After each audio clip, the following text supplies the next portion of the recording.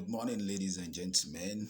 Um, like I said in the orientation program, that I'll be addressing you as professionals because that is whom you are. The last lecture was on modern and conceptual chaplaincy, and I hope that you enjoyed that lecture. All right. Because of the challenges we have during the posting of the lecture video. So this particular lecture will be in 3 segments. I'll just be making the video very short, like 8-minute videos or 10-minute videos. So it will be like 3 sections. So I would like you to listen very well to this particular lecture because it's very important, and that is one of the most important lectures in this particular advanced professional course. Okay. Some of you that have not even finished your text question for the first modules, please kindly do that because this second modules also come with a text question. Today we shall be going deep into the second modules out of the 12 modules for this advanced professional chaplaincy course, and that is on concept of professionalization. The beauty of this course is it's going to help you beyond chaplaincy in any field of endeavors or careers or professions that you have. This is going to help you to readjust in so many ways, even in your pastoral career, even in your ministry, even in your business. Concept of professionalization.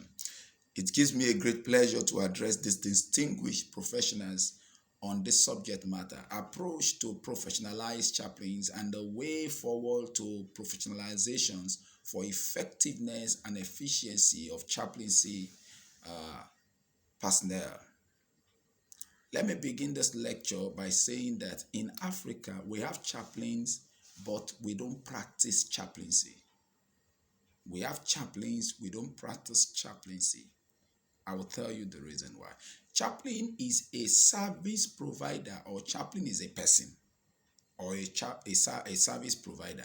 And chaplaincy is a profession, or the career, or the occupation. Now we have professionals without professionalism. It's like we are talking about carpenter and carpentry. We have professionals, but we don't have without professionalism. Now, before talking about professionalism, there must be a valuable service to render in which the society is in need of and they are willing to pay for. I repeat again, before we talk about professionalism, there must be a valuable service to render to the public in which the public are willing to pay for. Please take note of this. There must be, before you can say medical or there are medical practitioners or doctors are professionals, they have a service to render which the society is in need of and they are willing to pay for. Before we can say lawyers are professionals or is a profession, now that means they have a service to render to the public. And not only a service to render, the service we are talking about, the public is in need of it and they are willing to pay for it. Also, there must be a service provider. What service are we providing as chaplains? And in what area is our service needed in the society for value and development? This is a very technical question we need to ask ourselves. In what way are we willing to providing our social corporate responsibility to the society? What is the importance of chaplaincy to nations' development? What is our contribution to social, economic, and political development of the nations we represent? I'd like us to note here that chaplaincy is a calling. Not all pastors can be a chaplain. Chaplaincy is an advanced pastoral care services. It's an advanced pastoral care services. All right. Now, what is profession? Profession has multiple interpretations, ranging from common use of the word or more formal definition that spell out the various elements generally associated with the establishment of a profession. Now, let me read further. The common meaning of profession is a paid occupation. A paid occupation, most especially any occupation that involves prolonged training and a formal qualification.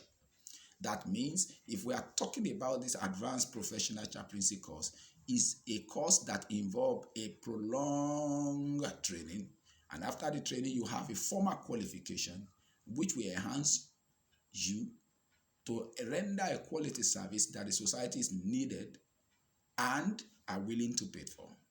I hope I am clear. A more comprehensive definition of profession identify the following characteristics of professional. Number one, passing a knowledge across, which involve performance tests, education in a relevant field. It involves, you cannot call yourself a professional when you have not acquired knowledge and education in relevant field of the studies. Number two, completion of studies of intellectual basis of the profession. You can't be a profession with an halfway knowledge. You can't be an half-baked professionals rather. So there must be a completion of studies, a sustained period of mentored experience and apprenticeship. Like this one in business, they call it industrial attachment. By the time we get to chaplaincy specialty course, which is another course entirely different from this advanced diploma, at that time is another 3 weeks professional course that will help you to specialize or major on any field of chaplaincy, maybe corporate chaplain, political chaplain, parliamentary chaplain, sport chaplains, industrial chaplains, prison chaplain, community development, disaster relief chaplain, any aspect of the chaplaincy. If you now major or specialize on one area, after the course you will be sent, you'll be given a letter to go and attach yourself or go and do your IT, which we call industrial attachment, in anywhere, in any organizations or in any field that is related to that your area of specialty. Now, continuous education, advanced studies. Now, when we talk about professionals, one of the attributes of professionals is that there is an advanced study, continuous education, because knowledge as far as professions is concerned or professionals is concerned does not stop. You continue learning. Number 5 is licensed by a formal authority. When we talk about professionals, that means it's under a professional body or organization that issue a practicing license or a formal authorization to practice in that field. Number 6 is ensuring ethical standard of behaviors with enforcement, including removal from professions by disciplinary committee. If chaplaincy will become a profession, we need to have a disciplinary committee. We need to have an ethical standard of behaviors which must be enforced on every chaplain officers who is providing pastoral care, support, and services. A field that possesses all these characteristics will certainly be recognized as a profession. All the 6 mentioned points, all the 6 aforementioned points, any field or endeavor or occupation that possess all these characteristics is referred to as a profession.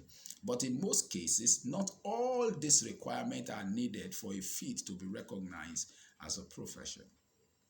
All right, professionalization. Professionalization describes 1, education, training, conference, and other activities that transform a worker into professionals. You can see that there are 2 different things. Professionalization, I've talked about profession. Professionalization is an activities that transform a worker into a professional. What are those activities? Education, training, conferences, and so many other activities. Chaplaincy has been existing for so many years, but it lacks the processes and knowledge of transforming a member into professional. Chaplaincy has been existing in Africa for over 40 years, but the problem we're having in chaplaincy in Africa that has not made chaplaincy to gain the needed recognition is because we lack the needed knowledge and processes of transforming our chaplain officers into professionals. Now, the education, the training, and social processes at which chaplaincy can be professionalized is what we are yet to succeed upon. Today, we have a good number of chaplaincy who are chaplains in Africa, but only few are professionals because they are not paid and they lack the needed training. More importantly, they are not rendering any services for the benefit of humanity and the community they serve.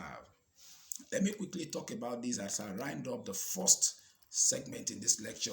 Purpose for professionalization of chaplaincy. Why do we need to professionalize chaplaincy? Historically, professionalization has had one or more of the following. Now, one of the purpose we need to professionalize chaplaincy is number one, to establish code of conduct and standard that enhance quality of the chaplain service delivery. We need this. We need a regulatory body. We need to establish a code of conduct and standard. Number two, to regulate chaplaincy whose service can affect the life, community, and society in which they represent and serve. There should be a regulatory body for chaplaincy. Number three, to foster relevancy and to advance the scope of chaplaincy operation in every walks of life. We need to foster relevancy. By the time we organize ourselves, one good thing about professionalization is organization. It helps you to organize yourself in a formal in a formal and sensible way. It will help us to foster relevancy and it will advance the scope. Number four, to enhance public trust and confidence. When we are not organized, when we are not held accountable, when there is no organization that could hold us accountable, the society will not have trust and confidence in us. Number five, to enable compliances with regulatory or legal requirements. By the time we formally professionalize chaplaincy, it will enhance compliances from our member and regulatory and legal requirements. Number six, to enhance the status of the profession. Yes, it will enhance the status of the chaplaincy profession. Number seven, to guide the behaviors of practitioners in the field, especially when it comes to moral and ethical ambiguous activities, to enhance and guide the behaviors of practitioners. When I mean practitioners, I mean chaplains on the field who are practicing the profession.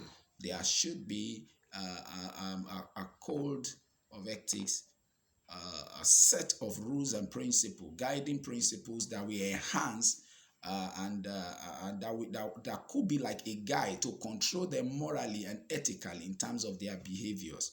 Number eight, to establish and standardize roles. To establish and standardize roles. Now, let me say this. To establish and standardize the role of chaplaincy. To establish the role of chaplaincy and standardize the role of chaplaincy. Now, I want to round up this particular segment, which will be the first part of this lecture. As we go into the second part of the lectures, we shall be starting from special mechanism for professionalizations of chaplaincy. Thank you very much. Till I come your way very shortly again. God bless you.